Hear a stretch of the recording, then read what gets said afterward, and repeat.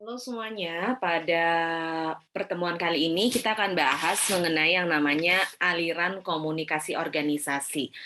Apa yang dimaksud dengan aliran komunikasi organisasi? Jadi, ketika kita berada dalam suatu organisasi, maka di dalamnya akan terdapat yang namanya proses dinamika antara satu divisi dengan divisi lain. Karena kan seperti yang kita ketahui, kalau misalnya organisasi itu merupakan salah satu kumpulan dari beberapa kelompok-kelompok, kemudian terbentuk berdasarkan struktur organisasi dan ada garis koordinasi di dalamnya.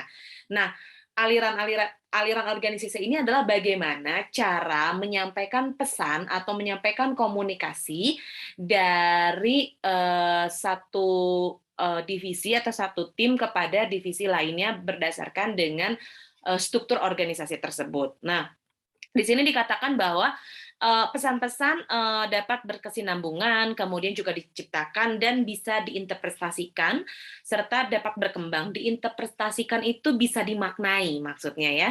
Nah, kemudian di sini juga kita akan belajar nih bagaimana pola-pola distribusinya. Jadi kalau misalnya kita berkomunikasi dengan atasan menggunakan pola komunikasi apa? Apakah pola rantai, pola roda gitu ya.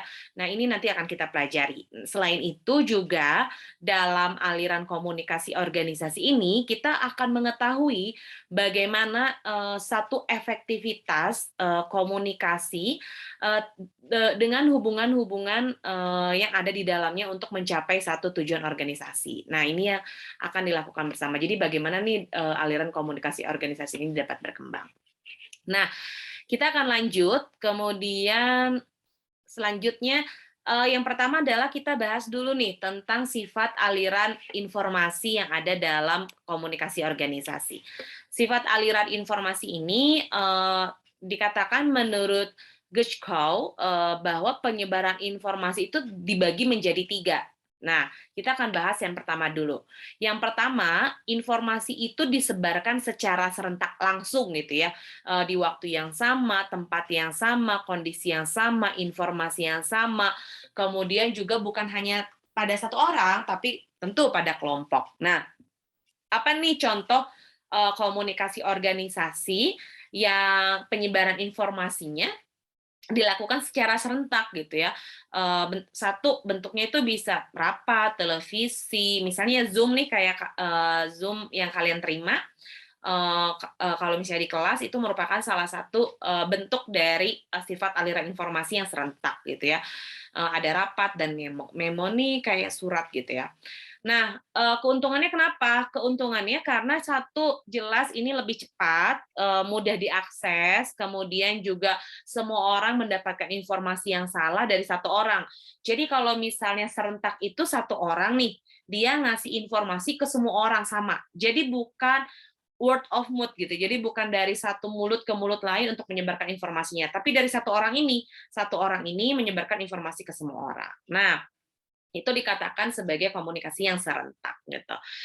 Nah, selain itu, apa nih kerugiannya gitu ya? Kerugiannya adalah tidak dapat menyebarkan informasi yang sifatnya rahasia.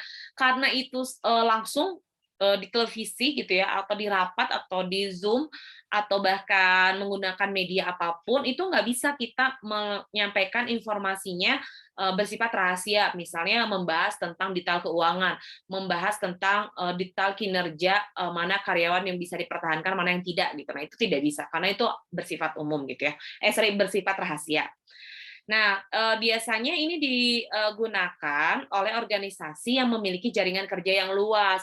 Misalnya kalau perusahaan-perusahaannya besar, contoh sederhana nih ya, kayak Ibu sekarang lagi bikin video buat kalian, itu artinya sifat aliran informasi serentak. Ibu yang ngasih, kalian bisa ngelihat di YouTube gitu ya.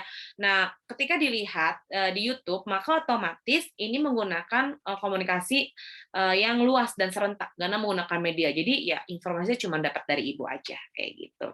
Ini yang pertama, serentak. Nah, kemudian yang kedua adalah berurutan. Nah, tadi kan disinggung nih di yang pertama itu adalah bukan word of mouth. Kalau yang ini justru melalui word of mouth gitu ya, dari mulut ke mulut. Dia merupakan, proses penyebaran informasi, dengan siapa berbicara kepada siapa. Jadi berurutan nih dari satu orang ke orang lain gitu ya, jadi, sama-sama gitu ya.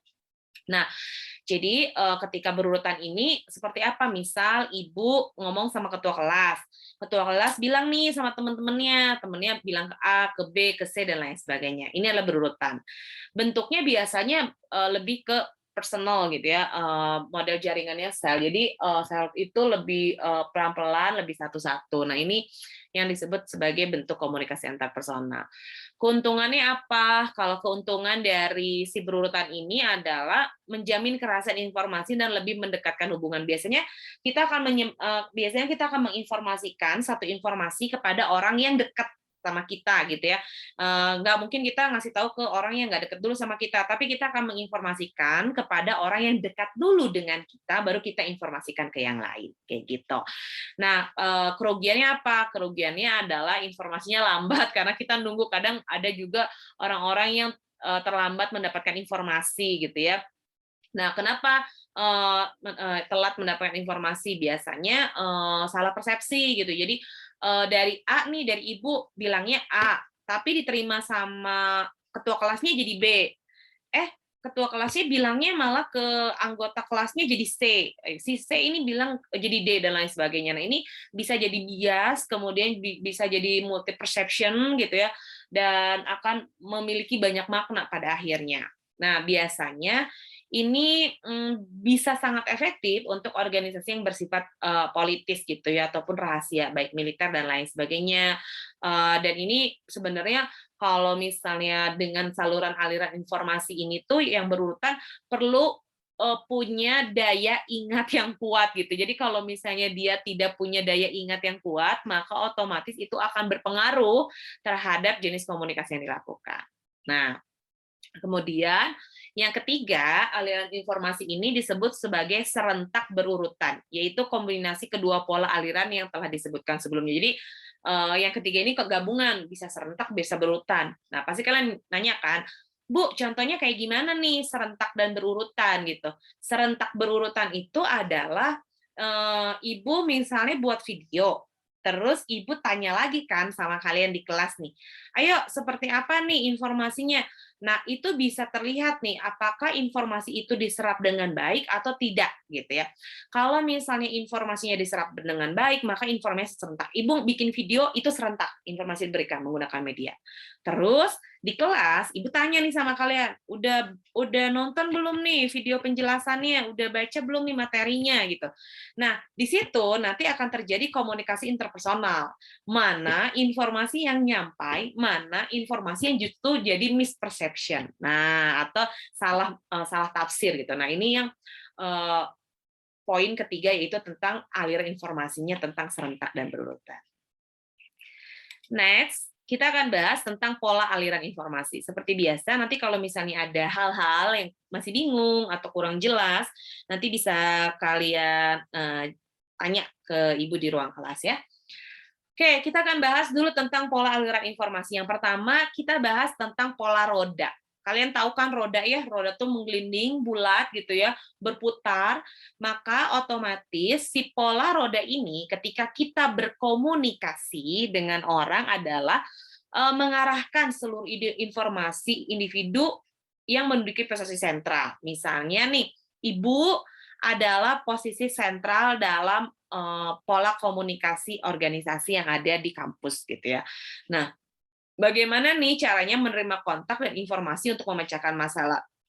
Jadi, bagaimana cara ibu memecahkan satu masalah yang ada dalam organisasi tersebut? Caranya seperti apa? Biasanya bisa musyawarah, atau misalnya bisa menggunakan kotak kritik dan saran. Tapi kotak kritik dan saran ini tuh biasanya kalau bukan offline ya, apa ya? Kalau misalnya kritik dan saran itu biasanya digunakan jika setelah kegiatan itu berlangsung. Jadi digunakannya seperti apa nih?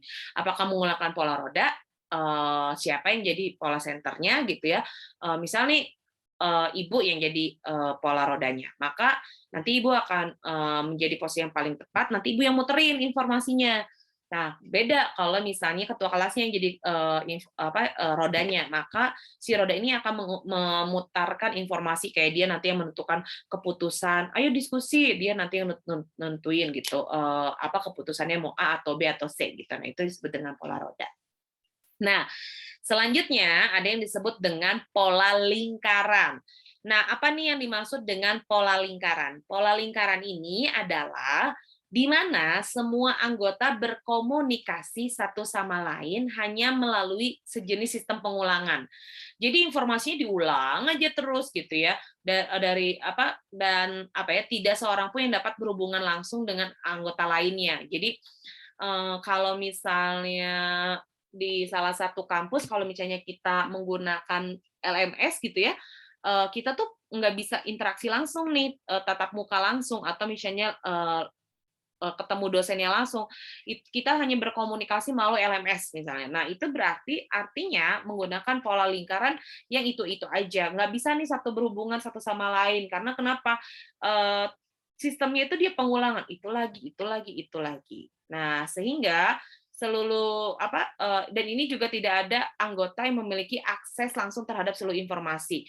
Karena kenapa seluruh akses informasi itu ya cuman hanya sama satu orang, misalnya sama ketua kelasnya, yang nggak bakalan dapat informasi apapun kecuali dari ketua kelasnya, gitu. Atau misalnya nggak akan dapat apapun kecuali dari dosen. Karena pola lingkaran itu akan ngulang itu lagi itu lagi itu lagi, seperti itu. Kalau misalnya cukup bingung penjelasannya nanti boleh didiskusikan di kelas ya, karena pola Bu, pasti kan Kakak akan nanya, "Bu, apa dong bedanya pola, roda sama lingkaran?" Kalau roda, para anggotanya bisa berinteraksi satu sama lain, kalau lingkaran enggak, itu yang paling sederhana ya yang membedakannya.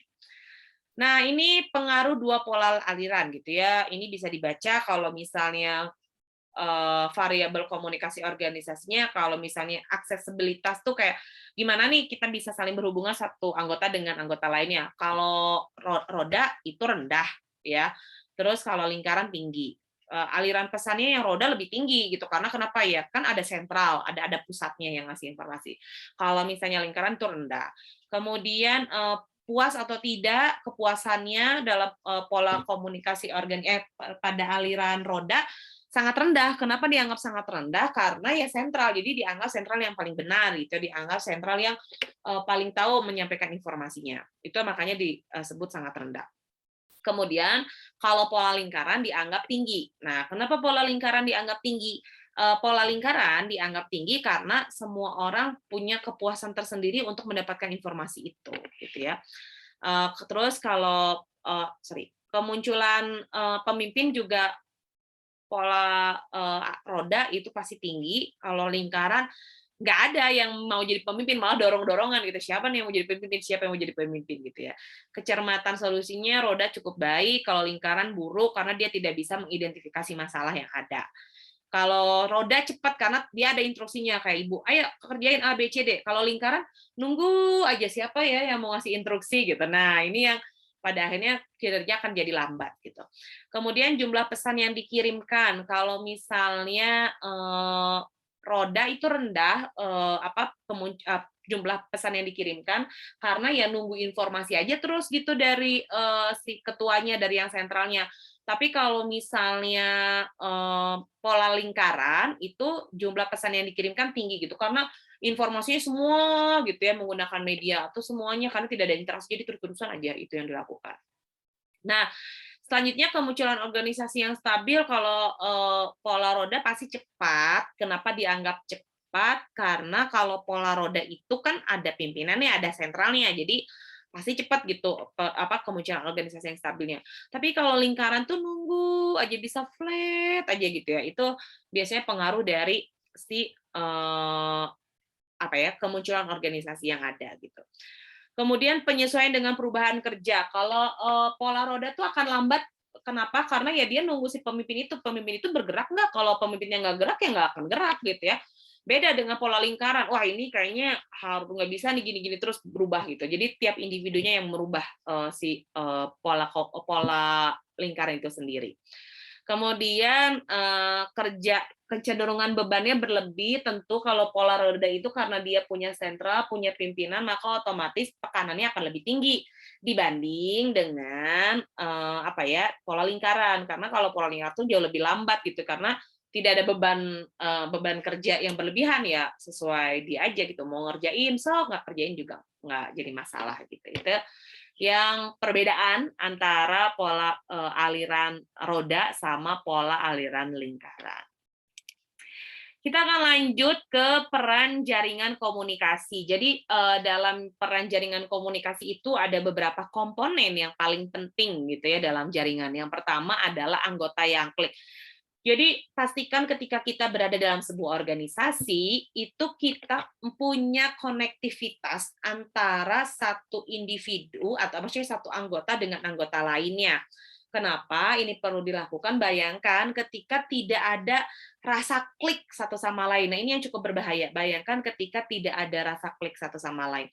Ketika rasa klik ini tidak muncul, ya, ketika rasa klik ini tidak muncul, maka itu akan berpengaruh. Berpengaruhnya seperti apa? Berpengaruhnya misalnya ketika anggota jadi tidak klik, ya organisasi tidak akan berjalan dengan baik gitu. Tapi kalau misalnya jadi klik, jadi enak gitu ya. Nah, ciri-cirinya apa aja nih? Ciri-cirinya adalah satu, pasti ada interaksi dengan orang-orang tersebut. Semakin banyak interaksi, makin terbentuk juga rasa keakraban. Semakin kuat rasa keakraban, maka semakin tinggi juga kohesivitas. Nah, pembahasan kohesivitas sudah kita pernah bahas di video sebelumnya. Nanti diulang ya kalau misalnya masih bingung. Kemudian, yang kedua, kebanyakan kalau misalnya sudah akrab satu sama lain, sudah memiliki komunikasi yang bagus antar anggota, maka akan terdapat yang namanya hierarki di dalamnya. Nah, hierarki ini bisa jadi formal, bisa jadi nggak formal gitu ya. Kalau misalnya formal ya biasanya akrab nih antara dosen dengan mahasiswanya, atau misalnya dengan atasan, antara atasan dengan karyawannya. Nah, rasa klik inilah, rasa keakraban inilah yang menunjukkan sistemnya kok mirip ya antara formal dengan informal. Makanya kalau misalnya nanti kalian magang atau misalnya nanti kalian kerja, ketika ketemu sama bos, kayaknya enak banget ya ngomong sama bosnya kayak cepat akrab gitu. Nah, itu maka otomatis disebut sebagai apa ya, komunikasi formal dan komunikasi informal yang cukup mirip. Nah, selanjutnya, syarat anggota yang klik ini biasanya harus mampu melakukan kontak satu sama lain gitu ya. Jadi kontaknya itu bisa teleponan, bisa ketemu langsung, atau apalagi ya, banyak hal lah yang pada akhirnya satu sama lain jadi memiliki keakraban gitu ya. Ini yang diminta untuk kinerja komunikasi yang terbentuk sehingga anggota satu sama lainnya menjadi klik. Nah, poin 2. Jadi kalau misalnya kita udah nemu nih, Bu, yang klik, terus kita akan bertemu dengan yang apa lagi? Kita akan bertemu dengan tipe penyendiri gitu ya. Nah, tipe penyendiri adalah biasanya ini anggota kelompok yang dia tidak mau melakukan interaksi satu sama lain untuk menghindari yang namanya konflik. Biasanya itu dia interaksinya satu sama lain sangat sedikit karena kenapa dia tidak mau ada konflik di kemudian hari. Nah, biasanya orang-orang yang penyendiri ini dia hanya akan fokus terhadap pesan-pesan yang berhubungan dengan tugasnya. Jadi dia nggak mau nih kalau misalnya berkomunikasi kalau nggak ada hubungan dengan tugasnya. Nggak mau kan biasanya nih kita kalau kerja tuh pergi hangout sama teman gitu. Nah, dia nggak mau kita pergi cuma urusan rapat, saya nggak mau urusan lain. Oke, kita ngomong cuma urusan kuliah aja, saya nggak mau ngomongin urusan kayak keluarga, pasangan, dan lain. Nah, itu yang disebut dengan tipe-tipe penyendiri dalam organisasi. Dan ini selalu ada, gitu ya. Makanya, kenapa Gotthard mengatakan bahwa terdapat nih beberapa sifat penyendiri. Satu, orang-orang yang penyendiri biasanya dia mengalami kurang aman dalam konsep diri mereka. Jadi ya dia ngerasa nggak aman aja gitu ketika dia berada dalam satu grup gitu ya. Bukan satu grup, dalam satu organisasi. Karena satu, takut rahasianya terbongkar. Dua, selain takut rahasianya terbongkar, juga dia biasanya takut untuk apa ya? Kalau selain rahasianya terbongkar tuh Biasanya dia takut orang lain nanti mengikut campuri urusan dirinya yang dia nggak mau orang lain tahu gitu ya. Kemudian juga orang-orang menyendiri ini tuh juga biasanya kurang termotivasi oleh cita-cita ya, jadi dia, jalinin aja lah gitu. Dia nggak punya motivasi ingin misalnya jadi ketua, motivasi ingin merubah grup gitu ya, atau merubah organisasi itu dia nggak ada. Dia jalanin aja, biasanya seperti itu. Terus juga dia tidak mau berinteraksi dengan orang lain, alasannya karena dia merasa tidak aman kalau misalnya dia terlalu akrab dengan orang lain. Kenapa dia merasa tidak aman? Karena dia khawatir kalau dia terlalu akrab dengan orang lain, itu bisa mengganggu produktivitas kerjanya dia. Biasanya lebih muda dan kurang berpengalaman dalam sistem. Ini tergantung juga ya. Ada orang juga yang biasanya kan kalau kita pengen nyaman dan aman di lingkungan tertentu itu butuh waktu yang cukup lama, nggak sebentar. Ada yang mungkin butuh waktu bertahun-tahun gitu. Ada mungkin cukup hitungan bulan. Kemudian lebih jarang menduduki posisi yang kuat dalam organisasi, seperti tadi Ibu bilang, biasanya orang-orang penyendiri itu dia tidak menginginkan menjabati atau menduduki satu jabatan tertentu di organisasinya kayak gitu. Kemudian lebih cenderung menahan daripada melancarkan informasi. Jadi kalau misalnya ada debat atau rapat atau apapun, dia tuh akan diem aja gitu. Kenapa? Karena dianggap ya udahlah gitu, saya nggak akan ikut campur karena kenapa saya nggak mau menambah konflik gitu. Jadi dia hanya jadi tim pendengar biasanya atau jadi pasif ya dalam musyawarah ataupun rapat yang dilakukan organisasinya. Relatif lebih tidak puas dengan sistem golput, jadi dia bersuara juga nggak mau, golput juga nggak mau, jadi serba salah. Sifat penyendiri ini tuh rata-rata dia punya pemikirannya sendiri, tapi juga dia segan untuk mengungkapkan pendapatnya dia, gitu ya. Biasanya dia beranggapan bahwa oh kalau sistem komunikasi tertutup tuh jauh lebih baik untuk saya gitu. Jadi sistem komunikasi tertutup itu ya cuman by on one gitu. Jadi nggak apa ya? Dia tuh senang sama seseorang yang berkomunikasi tuh langsung tanpa banyakan gitu ya, tipe-tipe introvert lah. Jadi bukan orang yang menginginkan berkomunikasi secara massal gitu. Itu yang berada dalam komunikasi ini. Nah, kemudian juga ada tipe jembatan gitu ya. Nah, tipe jembatan itu seperti apa? Biasanya tipe-tipe orang jembatan itu adalah anggota klik yang memiliki sejumlah kontak menonjol dengan antara kelompok. Jadi dia ini adalah orang yang menonjol di antara organisasinya, kemudian dia menjadi penyambung lidah antara satu kelompok dengan kelompok lain di organisasinya atau antara satu divisi dengan divisi lain gitu. Jadi dia bisa aja gitu masuk ke berbagai macam kelompok. Dia bisa banget masuk ke berbagai macam kelompok, divisi, pertemanan gitu. Nah, makanya dia biasanya akan jadi jembatan antara satu kelompok dengan kelompok lain. Nah, terus apa nih kalau misalnya bedanya antara jembatan sama penghubung gitu ya? Kalau yang penghubung itu dia mengkaitkan dua klik atau lebih gitu. Jadi maksudnya itu orang-orang yang ada di dalamnya, misal di kelas gitu. Oh, kamu senang main bola? Dia juga sama loh senang main bola. Nah, dihubungin tuh sama-sama. Jadi misalnya gengnya A suka main bola, gengnya B suka main bola. Kita kenal nih sama kedua geng ini gitu ya, sama dua kelompok ini tuh kita kenal gitu. Akhirnya dihubungkanlah satu sama lain sehingga bisa klik, punya hobi atau punya kesamaan yang sama. Nah, tekanannya bukan anggota yang klik atau orang luar, tapi justru lebih kepada bagaimana nih kita bisa menggabungkan antara satu kelompok dengan kelompok lainnya. Nah, selanjutnya, yang kelima, ada penjaga gawang atau gatekeeper. Nah, apa nih yang disebut dengan si gatekeeper ini? Gatekeeper ini adalah strategi yang ditempatkan dalam jaringan agar dapat melakukan pengendalian atas pesan yang akan disebarkan melalui sistem gitu ya. Jadi kalau gatekeeper itu orang-orang yang selalu menyaring informasi dulu. Jadi biasanya inilah informasi yang dipikirkan dulu sebelum disampaikan. Misalnya, wah harus ngomong gini nih sama Bu Sifat, kayaknya jangan diomongin deh, tunggu dulu, kita saring dulu, cari momennya, misalnya seperti itu. Oh, saya harus ngomong nih sama ketua jurusan, oh saya nggak bisa nih ngomong sama ketua jurusan seperti ini, harus seperti ini. Nah, itu yang disebut sebagai penjaga gawang atau gatekeeper. Jadi dia saring dulu nih informasi yang ada, Setelah disaring informasinya, kemudian maka otomatis informasi yang dapat diterima nanti sama halayak atau publiknya itu sesuai gitu ya. Nah, makanya kenapa penjaga gawang atau gatekeeper ini biasanya berada dalam sistem yang sangat strategis. Kemudian yang keenam ada yang disebut dengan opinion leader. Apa yang dimaksud dengan opinion leader? Opinion leader ini adalah pemimpin atau misalnya orang yang memang dia memiliki jabatan formal gitu ya, misalnya dosen, ketua jurusan, dekan, bos gitu ya, manajer. Itu adalah orang-orang yang punya jabatan formal dalam sistem sosial. Gunanya adalah untuk bisa mempengaruhi, untuk memberikan nasihat, memotivasi, dan lain sebagainya. Ada orang-orang yang seperti ini gitu. Jadi biasanya kalau dalam organisasi perlu orang-orang yang jabatannya lebih tinggi, maka akan memberikan pengaruh yang lebih besar untuk memberikan pendapat atau motivasi kepada para anggotanya.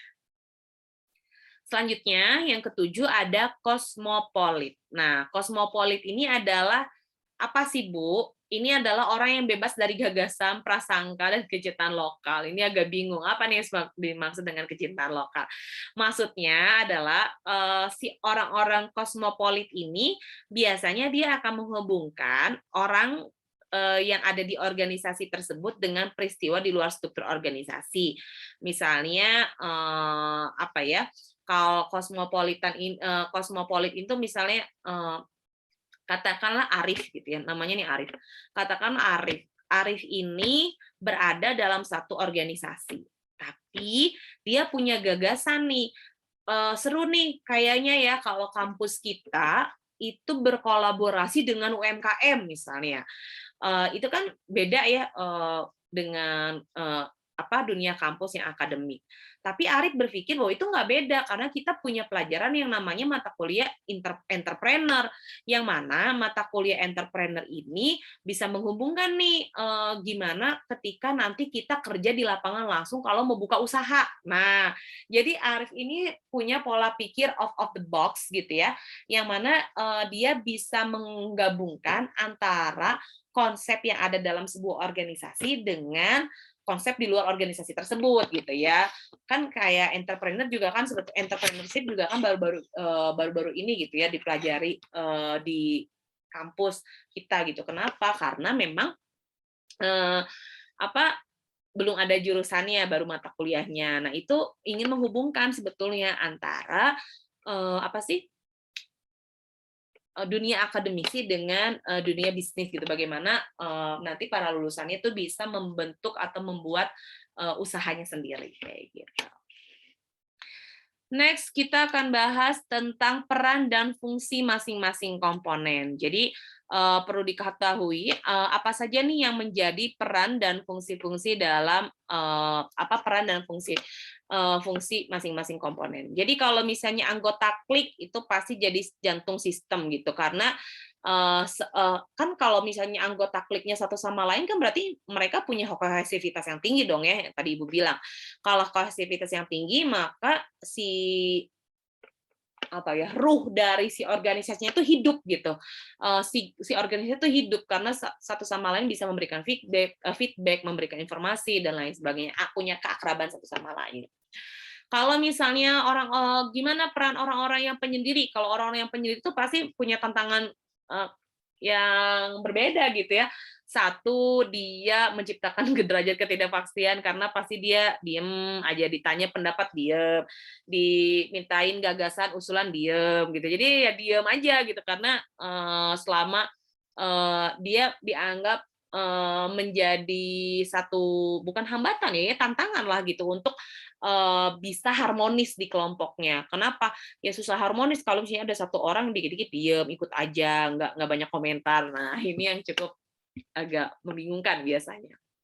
Nah, selanjutnya ada juga yang disebut dengan tipe penyendiri. Nah, tipe penyendiri ini tuh memberi tantangan pada sistem dan menciptakan derajat ketidakpastian. Nah, jadi jembatan ini biasanya memproses sentral informasi. Jadi dia ngecek dulu nih informasinya. Oh, informasi dari si A bagus, informasi dari si B bagus. Jadi dia akan jembatan, dia akan menyampaikan satu sama lain. Karena Karena informasinya itu biasanya dari anggota-anggota yang klik satu sama lain. Nah, kalau misalnya yang penghubung itu dia mengintegrasikan. Kalau mengintegrasikan itu eh, yang tadi Ibu bilang, misal si kelompok A dia punya hobi main bola, kelompok B punya hobi main bola juga. Arif ini tahu nih kalau dua-duanya suka main bola, dia hubungin nih satu sama lain. Nah, itu yang disebut dengan penghubung antar. Jadi punya kesamaan klik yang sama. Nah, kemudian ada juga gatekeeper. Nah, bagaimana nih dengan yang disebut dengan si gatekeeper ini? Nah, si gatekeeper ini itu dia melakukan pengendalian perpindahan pesan gitu ya, untuk meminimalkan beban informasi. Beban informasi itu seperti apa? Gimana kata-katanya supaya satu, kalau gatekeeper itu satu, bagaimana dia menyampaikan informasinya menjadi informatif dan efektif. Jadi kalau misalnya kita dapat pesan dari orang yang ngomongnya ribet gitu ya, gimana nih caranya menyampaikan ke anggota kelompok supaya nggak ribet pesannya gitu. Dua, menyampaikan informasi-informasi yang negatif tapi jadi tidak negatif gitu. Jadi dia mengolah informasi, oh, wah ini negatif nih buat organisasi kalau saya sampaikan. Tapi gimana ya caranya saya menyampaikannya supaya jadi tidak negatif. Nah, jadi informasinya sama tapi dia cuma mengolah itu, memfilter itu menjadi bukan makna yang negatif tapi jadi makna yang positif gitu. Nah, kemudian ada yang pemimpin pendapat atau opinion leader, ini biasanya untuk melancarkan pembentukan perubahan sikap. Jadi ketika ada pendapat-pendapat dari anggota organisasi, dari anggota-anggota yang klik, maka pimpinanlah yang bertanggung jawab untuk memimpin supaya keputusan itu menjadi tepat gitu. Itu yang paling benar. Kemudian ada yang disebut dengan kosmopolit. Nah, kosmopolit ini adalah menghubungkan organisasi dengan orang-orang dan gagasan-gagasan baru dalam lingkungan yang lebih besar. Nah, maksudnya seperti apa nih kosmopolit ini? Kosmopolit ini tuh lebih kepada bagaimana nih cara kita bisa menghubungkan orang-orang yang ada di dalamnya gitu, menghubungkan orang-orang yang ada di dalamnya itu eh, dengan gagasan-gagasan yang baru. Artinya tadi, oh Arif punya cara nih untuk praktek entrepreneur gimana kalau kita kerjasama misalnya dengan UMKM atau misalnya gimana kalau kita buat brand baru. Nah, itu yang disebut dengan cosmopolitan. Lebih seperti itu. Nah, terus ada juga yang disebut dengan arah aliran informasi. Arah aliran informasi ini ada yang disebut dengan komunikasi downward atau komunikasi ke bawah. Komunikasi ke bawah ini biasanya komunikasi yang disampaikan dari pimpinan ke bawahan gitu ya. Seperti apa komunikasi yang dilakukan dari pimpinan ke bawahan? Biasanya jenis informasinya tentang bagaimana melakukan pekerjaan, bagaimana kebijakan organisasi, kemudian menentukan kebijakan-kebijakan, kemudian melihat kinerja karyawan seperti apa, dan gimana nih caranya si komunikasi downward ini tuh membentuk para karyawan atau para anggota-anggota yang klik memiliki apa ya, sense of mission yang sama. Jadi punya misi yang sama nih. Kan tiap orang kayak kalian lah di kelas. Di kelas itu pengen apa sih? Pasti pengen lulus dong dengan mata kuliah yang bagus gitu ya, dengan nilai yang bagus dan disukain mahasiswa, disukain sama dosennya. Maka itu tugasnya gitu, bebani itu. Bagaimana nih caranya untuk mampu mengembangkan mission itu. Itu yang disebut dengan komunikasi downward. Makanya kan kalau di kelas Ibu tuh kalian akan diminta untuk kalian akan selalu dapat yang namanya reward and punishment. Kalian dapat reward kalau misalnya kinerja kalian bagus. Kalian akan dapat punishment kalau kalian kerjanya salah-salah. Nah, sama nih konsepnya seperti itu. Karena kenapa ingin punya misi yang sama, supaya sama-sama berhasil nih di mata kuliah ini. Seperti itu. Oke, kita lanjut ke metode penyampaiannya. Kemudian, apa nih yang dilakukan dalam metode penyampaian yang ada di downward? Satu, metodenya itu bisa tulisan, bisa lisan dulu, terus nanti ditulis gitu ya, atau bisa tulisan, terus nanti diomongin gitu ya, kayak gitu. Kayak Ibu nih, bikin dulu videonya, terus nanti diikutin sama lisannya. Kapan metode ini dapat dikatakan efektif gitu ya? Kalau tulisan itu dikatakan efektif, jika, informasi, yang akan datang ini biasanya umum, tidak perlu dilakukan kontak pribadi, ya tulis aja gitu, kayak tugas ya, kalau dosen tuh ngasih tugas gitu. Nah, itu berupa tulisan.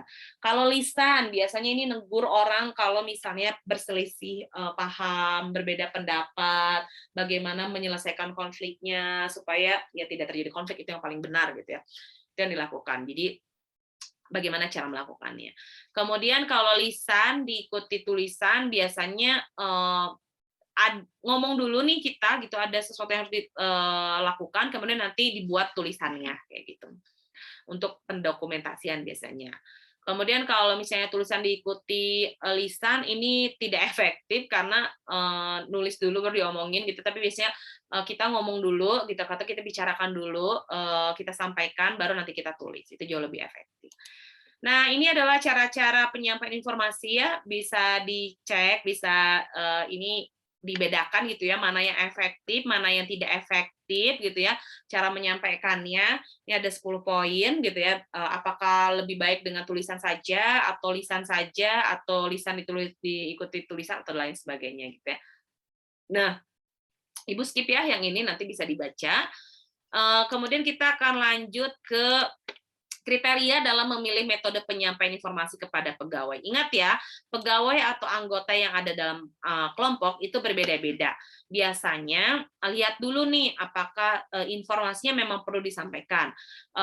Ada biaya, tidak biaya itu misalnya harus ngeluarin pulsa, kuota nih kalau kita lagi kuliah online kan kita perlu banget kuota gitu ya.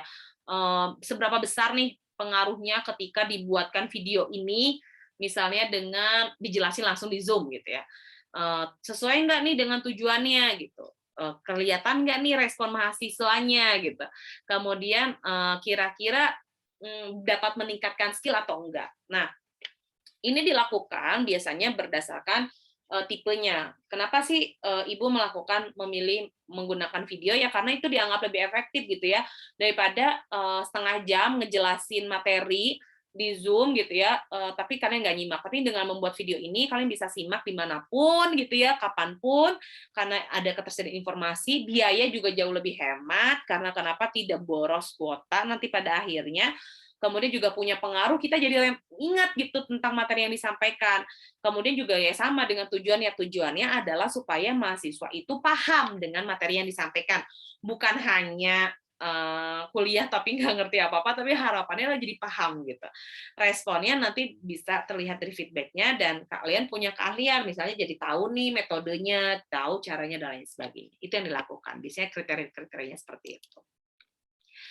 Nah, selanjutnya kita akan bahas tentang tadi komunikasi downward, sekarang komunikasi ke atas atau upward gitu ya. Nah, komunikasi upward ini biasanya mengalir dari tingkat yang lebih rendah kepada yang lebih tinggi. Biasanya dilakukan oleh para anggota kepada atasannya gitu. Ini yang dilakukan para anggota kepada atasannya. Nah, apa nih yang dilakukan para anggota ke atasannya? Satu, biasanya informasi bagi pembuat keputusan. Oh, saya pengen ngasih tahu nih ke dosennya, oh saya pengen tahu nih ke ketuanya, oh saya pengen tahu nih ke atasannya karena A, B, C, D gitu ya. Nah, ini adalah informasi bagi pembuatan keputusan. Memberikan informasi bagi atasan kapan bawahan siap menerima informasi. Jadi, paham nggak? Nggak, atau misalnya mahasiswanya diem aja. Nah, itu kan pasti bingung ya si dosennya gitu. Kalau mahasiswanya tuh banyak diem tuh jadi bingung. Apakah cukup paham atau tidak gitu. Jadi makanya kenapa sesi tanya jawab adalah itu untuk mengetahui komunikasi upward-nya jalan atau enggak. Bayangkan ketika komunikasi upward-nya tidak berjalan. Nah, selain itu dengan adanya komunikasi upward, maka terjadi yang namanya keterbukaan informasi atau keterbukaan komunikasi. Nah, keterbukaan komunikasi ini seperti apa? Ya, nanti para anggota bisa memberikan kritik, saran, keluh kesah gitu ya, sehingga nanti tuh atasan tahu gitu apa hambatan kerja si timnya. Itulah yang dilakukan sama ibu kan ya, ke kalian. Ibu selalu berusaha untuk nanya, ayo apa yang kurang paham, tanyakan dan lain sebagainya, apa yang kurang dimengerti dan lain sebagainya. Itu dilakukan adalah untuk bisa terjalin yang namanya kinerja yang bagus. Bayangkan kalau misalnya ini tidak terjalin dengan bagus, maka kinerjanya akan makin buruk kayak gitu. Atau nanti kualitas organisasinya akan makin jelek gitu. Next, kita akan bahas mengenai komunikasi ke atas ini pentingnya apa. Jadi pentingnya dari komunikasi upward ini adalah menumbuhkan apresiasi dan loyalitas. Jadi semakin kalian bisa berkomunikasi ke atas gitu ya, misalnya ke bosnya atau misalnya memberikan komunikasi ke dosennya, maka itu otomatis akan menjadikan satu apresiasi tersendiri gitu ya, sebagai bentuk loyalitas. Wah, berarti dia paham nih, oh berarti dia memang mengetahui nih gitu, oh berarti dia memang aware, nah sadar gitu. Nah, maka ini penting gitu. Jadi, oh oke, ini masukan dari mahasiswanya. Oh oke, ini masukan dari bawahan-bawahan saya. Kemudian memberikan informasi pada atasan apakah bawahan memahami apa yang diharapkan dari informasi ke bawah. Jadi kan jangan sampai nih komunikasi itu cuma downward doang. Ibu terus yang ngasih informasi ke kalian, tapi kalian nggak ngasih feedback apapun atau kalian nggak ngasih informasi apapun ke ibu. Nah itu juga akan sangat menyulitkan itu. Tapi gimana kedua belah pihak bisa berkesinambungan satu sama lain kayak gitu. Nah ini yang perlu dilakukan. Selanjutnya adalah mengenai yang namanya membantu para karyawan atau anggota tim atau mahasiswa misalnya mengatasi masalah gitu dalam organisasinya. Misalnya yang terjadi dalam organisasinya ada orang-orang penyendiri. Dia selain jadi tantangan malah jadi hambatan. Saking menjadi hambatannya gitu ya, saking menjadi hambatannya si organisasinya nggak bergerak gitu, mati gitu. Karena kenapa ya? Nggak ada koordinasi yang baik di dalamnya. Itu yang paling penting. Itu ya. Next, apa yang dikomunikasikan? Oke, apa yang dikomunikasikan dalam komunikasi upward? Yang dikomunikasikan pasti tentang nggak jauh-jauh tentang prestasi, kemajuan, rencana yang akan datang, kinerja karyawannya, kemudian saran, kemudian perasaan, pikiran. Makanya kan ini juga dilakukan ini juga sudah dilakukan di kelas kita. Nanya nih nilai kalian segini, ini hasil kalian segini. Kalau pengen dapat A, kalian harus ngejarnya segini nilainya.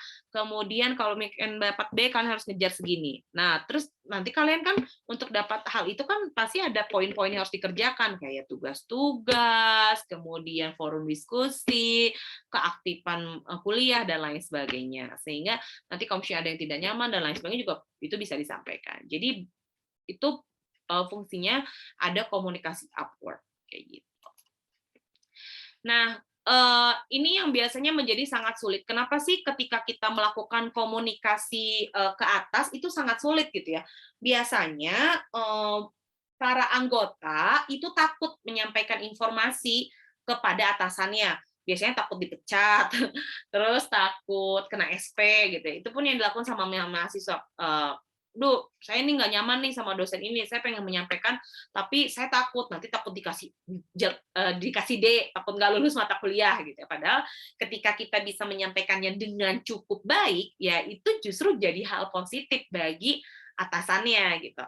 Kemudian adanya perasaan bahwa atasan tidak tertarik terhadap permasalahan bawahan. Justru atasan itu biasanya akan nunggu nih bawahannya kapan ngomong ya, atau dosennya nunggu nih kapan nih mahasiswanya mau ngomong gitu, kayaknya ngomong-ngomong gitu, atau kayaknya tidak ada yang mau disampaikan gitu, dosennya juga bingung gitu.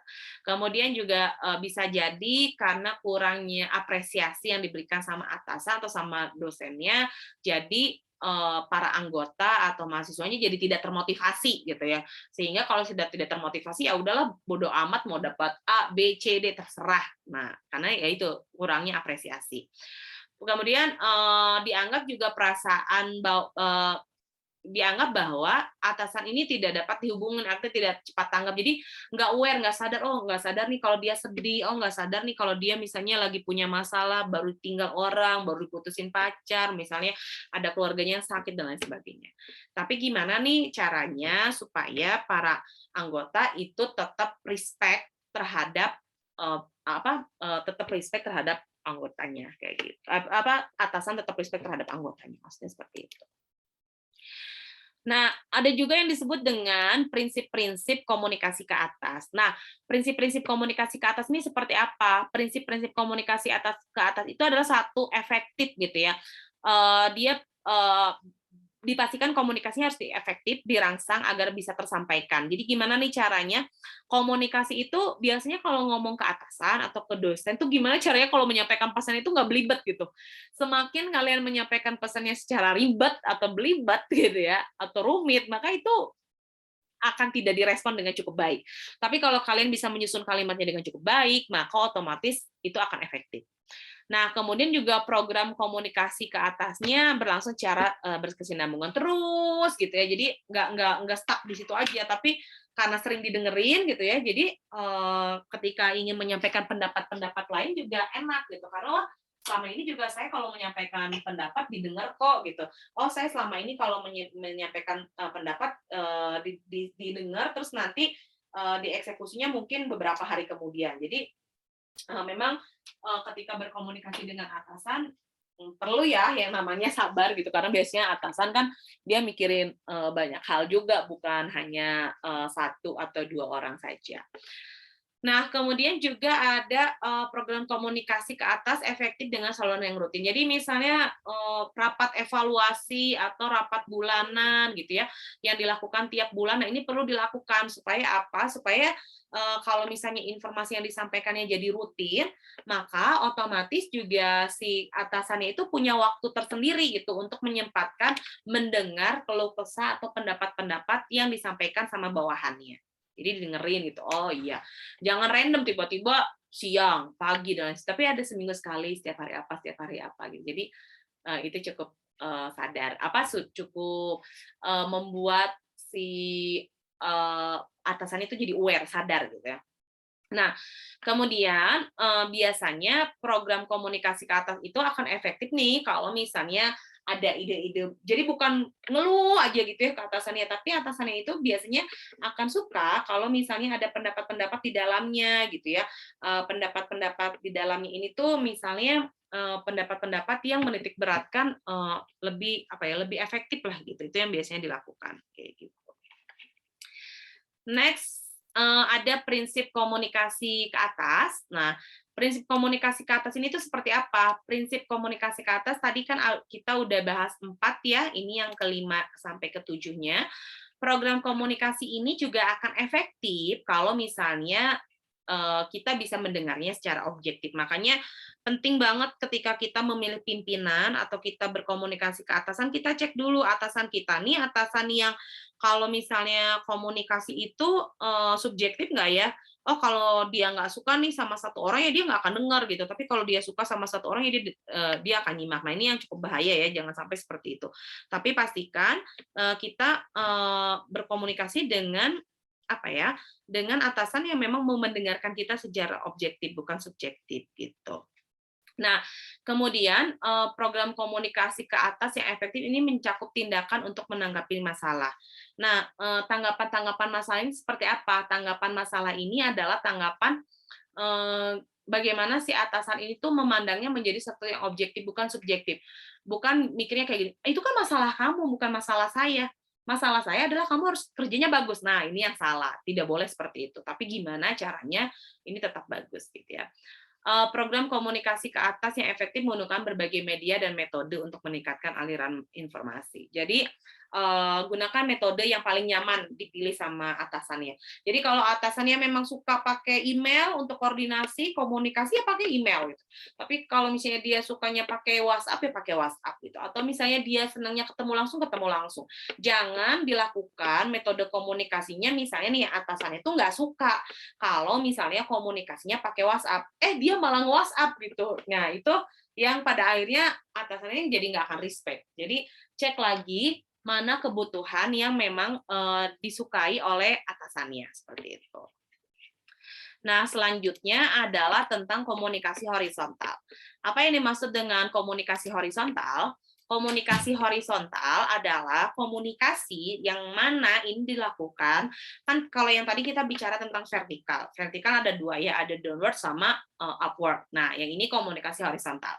Komunikasi horizontal ini adalah komunikasi yang dilakukan dengan teman-teman sejawat dalam unit kerjanya. Jadi teman sekelompok, gitu ya, teman kelas. Nah, ini adalah disebut dengan komunikasi horizontal. Tujuannya apa dilakukannya komunikasi horizontal? Tujuannya adalah satu, untuk koordinasi kerja gitu. Ingat, ketika kita berada dalam satu organisasi, ketika kita berada dalam satu kelompok, kita tidak kerja sendiri, tapi kita bekerja bersama-sama. Jadi harus ada koordinasi di dalamnya. Terus tentu kita akan berbagi informasi dan rencana kegiatan gitu ya, bagaimana cara memecahkan masalah gitu dengan para anggotanya, kemudian bagaimana kita bisa memiliki pemahaman bersama gitu antara anggota anggota di dalamnya. Jangan sampai nih, Bu, saya nih gimana ya caranya kalau ternyata dalam kelompok saya atau dalam divisi saya di organisasi saya ada banyak sekali orang-orang penyendiri. Nah, berarti tugas kalian nih, tim-tim yang klik, bagaimana caranya untuk meminimalisir orang-orang penyendiri ini, sehingga tugas kalian adalah salah satunya memecahkan masalah, punya pemahaman yang sama. Terus selain itu juga berunding gitu ya, jangan egois, itu yang paling penting, tidak boleh egois, tapi bagaimana caranya untuk bisa memiliki pandangan yang sama, dan juga bisa memenuhi dukungan antar personal. Makanya kenapa kita tuh akan senang dan nyaman ketika kita bekerja kelompok dengan orang-orang yang memiliki apa ya, passion yang sama, memiliki keinginan yang sama, atau misalnya apa lagi, memiliki tujuan yang sama. Itu kita akan senang biasanya seperti itu. Terus apa aja bentuk komunikasi horizontal? Ya misalnya lagi makan di kantin, pulang kerja pergi nonton bareng, atau misalnya makan-makan di lain dan sebagainya. Dan pokoknya di luar jam kantor aja biasanya itu akan lebih nyaman gitu ya untuk melakukan komunikasi horizontal. Atau ya ngerjain tugas rapat gitu ya, itu juga sama, intersek antar pribadi juga itu merupakan salah satu bentuk komunikasi horizontal juga. Nah, dari situ, tadi kan kita bahas tentang komunikasi horizontal. Nah, di komunikasi horizontal juga kita mengenal yang namanya komunikasi informal atau selentingan. Nah, komunikasi informal atau selentingan itu seperti apa sih? Komunikasi informal atau selentingan ini adalah, apa ya, adalah komunikasi yang dilakukan oleh orang organisasi tanpa mengindahkan posisinya. Jadi santai aja lah, mau dia bos, mau dia dosen, mau dia jabatan tertinggi apapun, ketika di luar gitu ya, ketika di luar organisasinya dia ngerasa biasa aja gitu ya. Kalau misalnya ini kebiasaan kalian kalau di kampus ketemu dosennya suntangan, tapi kalau di luar ya nggak usah suntangan gitu. Ada dosen yang tidak mau seperti itu, tapi ada juga yang tetap harus suntangan di jam kantor, di jam luar perkuliahan gitu ya. Nah ini bebas gitu, terserah gitu dia nyamannya seperti apa. Karena kenapa? Komunikasi informal ini dilakukan biasanya untuk lebih mengakrabkan diri dengan orang-orang yang ada di organisasinya gitu. Kemudian yang selanjutnya adalah mengenai selentingan atau grapevine gitu ya. Apa nih yang disebut dengan si grapevine ini? Ini merupakan metode penyampaian laporan rahasia dari orang ke orang yang tidak dapat diperoleh melalui saluran biasa. Biasanya ini benar-benar sangat super rahasia sekali gitu ya informasi yang disampaikan. Kenapa? Karena metode yang dilakukan juga ini merupakan metode yang sangat rahasia gitu ya. Biasanya selentingan ini tuh nggak mau dibahas di kantor, nggak mau bahas di rumah, tapi di tempat tertentu gitu ya, karena ada dokumen rahasia atau misalnya ada percakapan-percakapan rahasia yang ini hanya boleh dilakukan secara langsung, misalnya seperti itu. Nah, ini yang dilakukan ya. Next, kita akan lanjut dengan apa saja yang menjadi ciri selentingan. Nah, yang menjadi ciri selentingan itu satu, biasanya dia melalui interaksi mulut ke mulut yang tadi dibilang ya, dia tuh nggak akan mau kalau misalnya disampaikannya bukan dari mulut ke mulut gitu. Jadi dia harus langsung gitu. Nah, kemudian juga ada bebas dari kendala organisasi dan posisi. Jadi dia ingin mengabaikan gitu ya, dia ingin mengabaikan apa yang dilakukan atasannya gitu ya, ataupun misalnya bebas dari gelar atasan, bawahan gitu. Jadi komunikasinya benar-benar setara, common gitu. Kemudian juga penyebaran cepat ya tentu kan dari mulut ke mulut, melalui rantai kelompok gitu ya. Mau pakai apa nih, pola ODA, apa pola apa pola lingkaran gitu ya. Dan juga biasanya ada beberapa peran di dalamnya. Ciri-ciri selentingan itu biasanya atasan-atasan ya yang lebih, dia tuh misalnya pemegang saham tapi sekaligus jadi CEO misalnya kayak gitu. Terus biasanya juga yang dibahas adalah produk situasi, misalnya siapa nih saingan organisasi kita, bagaimana nih cara kita menyelesaikan pesaing-pesaing yang ada di luar gitu. Sedangkan organisasi kita nih produknya sudah cukup kuat, tapi ternyata ada pesaing. Nah, itu gimana nih caranya? Jadi lebih kepada strategi sih produk situasi itu. Kemudian semakin cepat orang mengetahui peristiwa, semakin cepat kemungkinan menceritakan pada orang lain. Jadi dalam selentingan ini tuh kita harus mencari informasi selengkap-lengkapnya, secepat-cepatnya, seakurat-akuratnya sehingga itu bisa disampaikan ke para anggota kelompok lainnya gitu. Jika informasinya menarik gitu ya, jika informasinya menarik ya maka orang akan cenderung menarik gitu pada orang lain. Tapi kalau misalnya informasinya nggak menarik ya orang nggak akan tertarik. Jadi pastikan ketika menjadi selentingan tuh memberikan informasi yang cukup menarik, dan itu menariknya bukan secara personal ya, tapi menarik secara organisasi. Dibutuhin nggak nih di organisasinya? Tapi kalau misalnya ternyata nggak dibutuhin di organisasinya, percuma gitu kita sampaikan informasi tersebut. Nah, kemudian juga selain itu, ciri selentingan lainnya adalah pesannya lebih cermat, jeli, tidak kadang berlebihan, too much gitu ya, tapi itu nggak jadi masalah selama itu bisa menguntungkan organisasi atau masih berhubungan dengan organisasi gitu ya.